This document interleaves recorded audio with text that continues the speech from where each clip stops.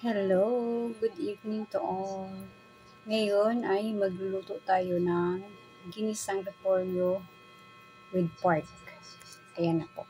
Ito po yung, kasi wala akong nabiling pork chop na lang. Ayan na nga. Hiniwa ko na rin yung iba. Ayan. Tapos, meron na rin akong nag-iwa na rin ako ng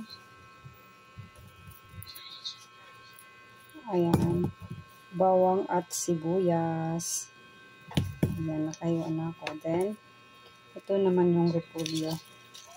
Iniwa ko na rin yung repolyo natin. Ayan. Ayan.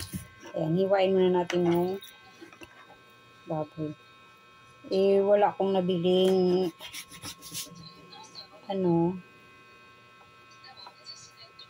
liempo sana. Kaso, wala nang liempo. Kaya pork chop na lang ang binili ko. Lang 1/4 lang.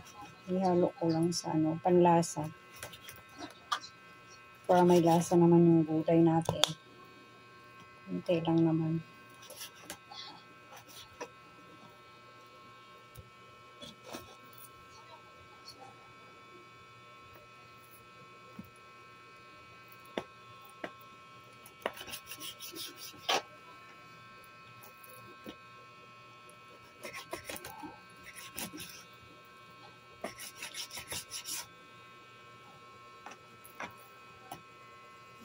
Saan ko lang to binili sa tindahan. Hindi na ako pumuntang palengke. Kasi gabi na.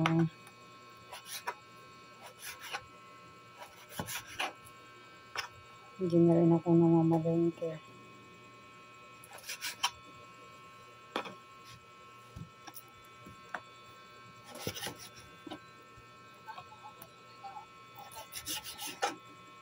Maliit lang yung hiwa natin para madami. Kasi konti lang yung pork natin Bali 1/4 lang siya. Kaya hiwain lang natin siya ng maliliit. Kasi yung pork chop kasi may buto talaga. May part siyang buto. Kaya malalaki yung buto. Yan. Higasan ko lang. Yan.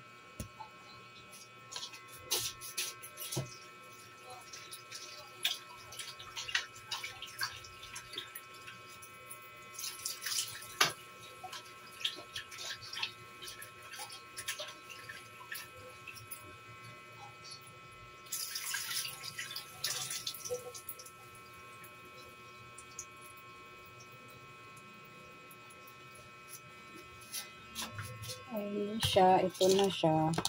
Lagyan natin konti. Ayan. Para siya may lasa. Para siyang maalat-alat. Ayan.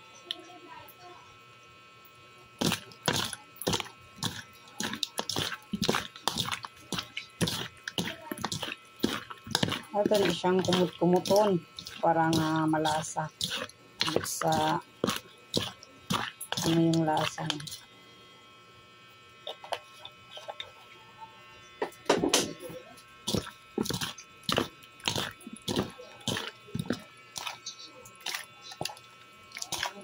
Masarap talaga yung pag nag-marinate ng yung mga ilang minutes pantayin mo tsaka mo na siya lulutuin para talagang tagos ang lasa niya.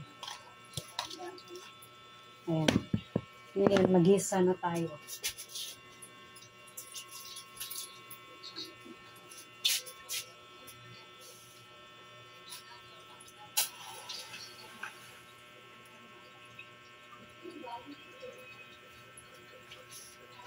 Ito na ready na ang maliit nating kawali.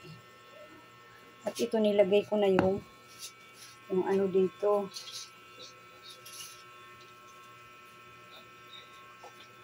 Nilagay ko na yung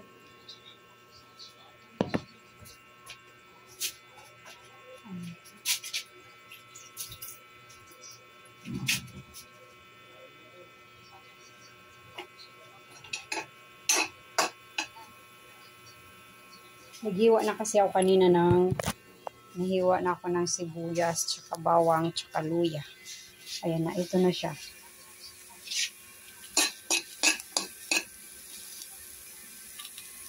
Ayan.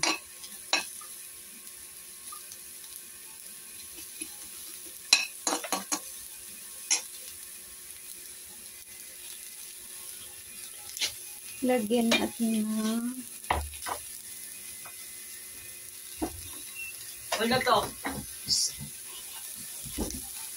mantika. Konti lang ang mantika. Para, kasi masama yung maraming mantika eh.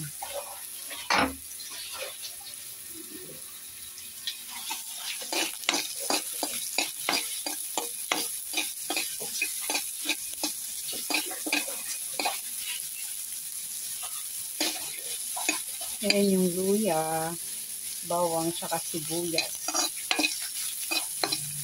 Pag kunting brown na siya, lalagay natin yung baboy natin.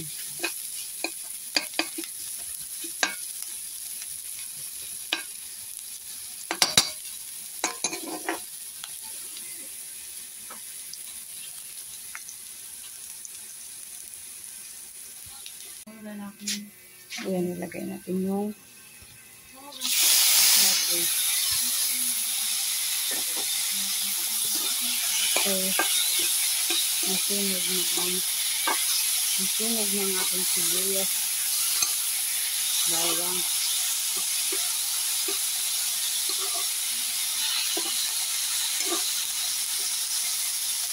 Ayan, mga ilang minutes. Ito na namin ilagay natin yung palambutin pa natin yung baboy.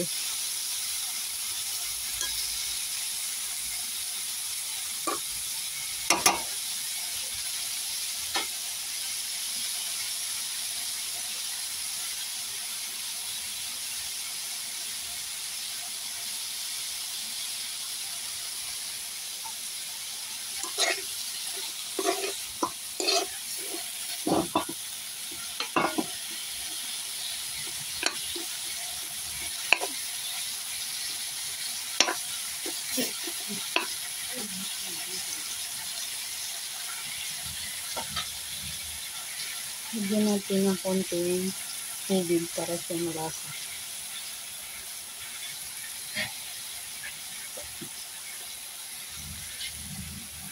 Bakit?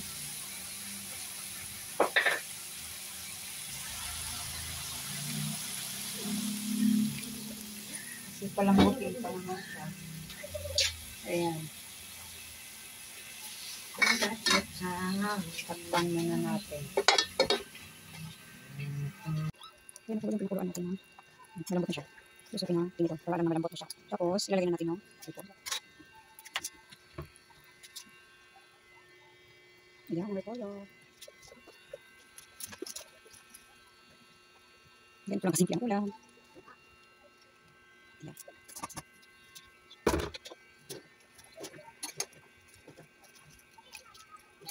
Repolyo with ginisang repolyo with pork.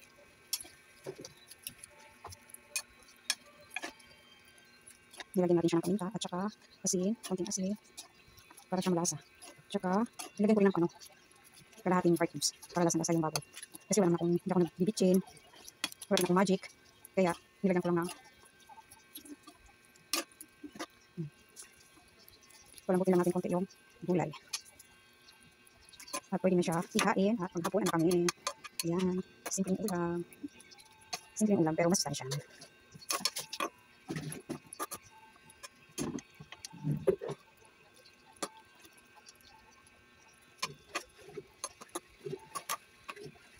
Ayan na siya.